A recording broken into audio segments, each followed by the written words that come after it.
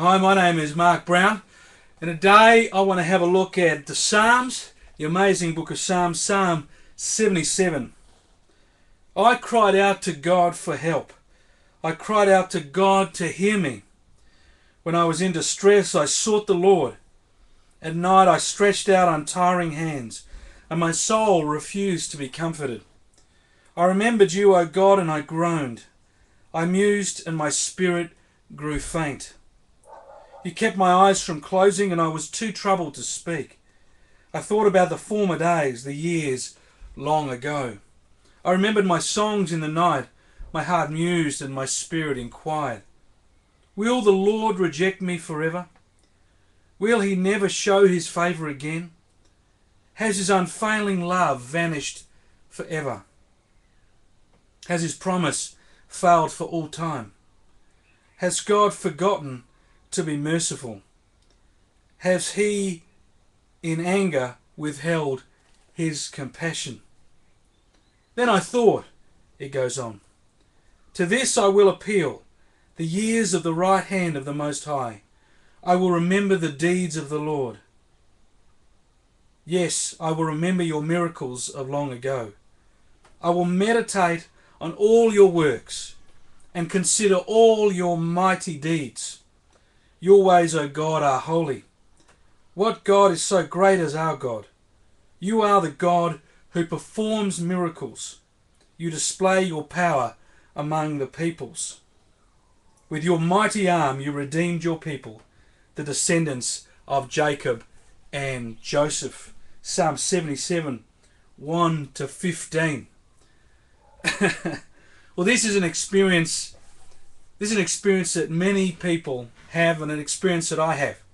And that is days where you feel down, where you're crying out to God for help.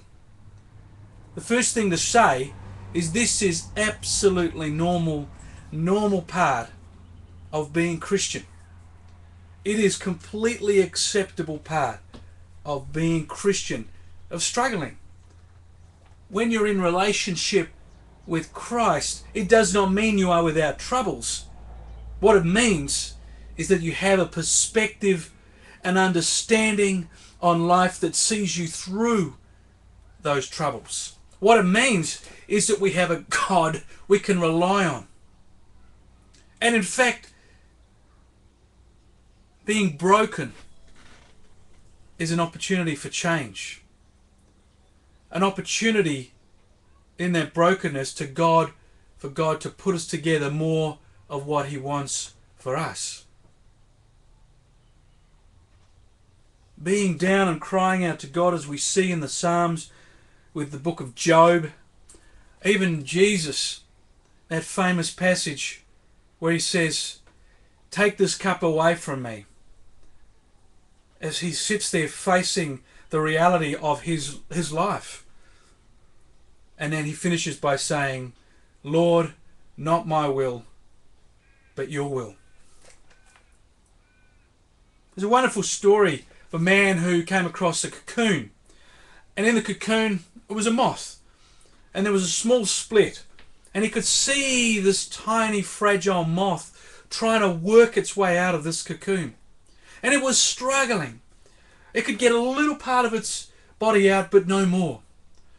Being a compassionate man, he went in with a very small knife and slit the cocoon open, and the baby moth was able to exit.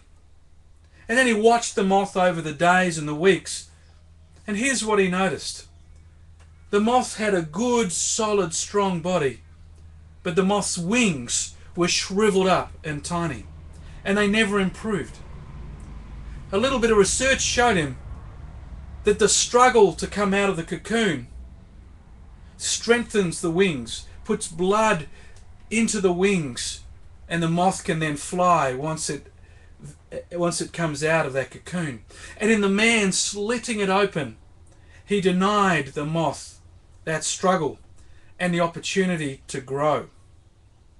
Well, in the same way, God allows us to go through periods of being down, of what some great thinkers of the past have called the dark night of the soul.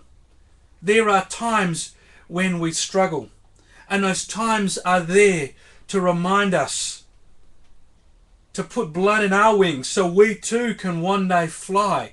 The struggle to remind us that we are created by God and we are dependent on God, not on ourselves. And it says in the last part of the reading,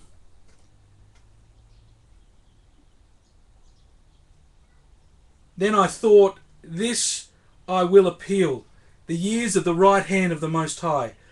I will remember the deeds of the Lord. Yes, I will remember your miracles of long ago. I will meditate on all your works."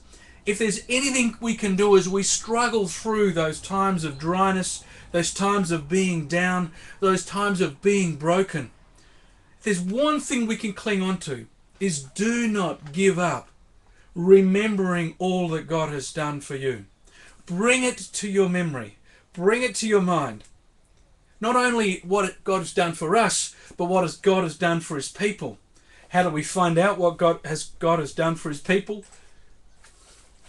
This. I remember your works, O Lord.